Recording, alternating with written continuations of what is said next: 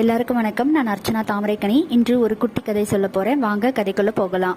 ஒரு குரு தன்னுடைய சீடர்களுக்கு பாடம் நடத்திட்டு இருக்கிறாரு. பாடம் நடத்தி முடிச்சதுக்கு அப்புறம் சந்தேகம் யாருக்காவது இருந்தா கேளுங்கன்னு சொல்றாரு. அப்போ ஒரு மாணவன் எந்திரிச்சு, குருவே, உலகம் நல்லதா கெட்டதா அப்படின்னு சொல்லி கேட்கிறாரு. அதுக்கு குரு சிரிச்சுக்கிட்டே, நான் ஒரு கேள்வி கேட்கிறேன், அதுக்கு பதில் சொல்லு அப்படின்னு சொல்றாரு. என்னன்னு பார்க்கும்போது, பூனையோடைய பற்கள் இருக்கு இல்லையா, அது நல்லதா கெட்டதா அப்படின்னு கேட்கிறாரு. குரு கேட்ட கேள்வி அந்த பையனுக்கு புரியல.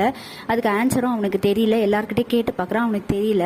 கடைசியில் குரு கிட்டேயே கேட்கும்போது குரு சொல்றாரு, பூனுடைய பற்கள் அதோடைய குட்டிகளுக்கு நல்லது. ஏன்னா அந்த குட்டிகளை அது பாசமா கவ்விட்டு போகும். அப்படி கவ்வும் போது அந்த பற்களால எந்த பாதிப்பு இருக்காது. அதனால பூனையுடைய குட்டிகளுக்கு அந்த பற்கள் நல்லது. ஆனா அதுவே தன்னுடைய உணவான எலியை பிடிக்கும் போதும் அந்த பாசமான அந்த பிடிப்பு இருக்காது. அது கோரமான பிடிப்பா தான் இருக்கும். அப்போ அந்த எலிக்கு அது கெட்டது. ஆனா தன்னுடைய குட்டிக்கு அந்த பற்கள் நல்லது.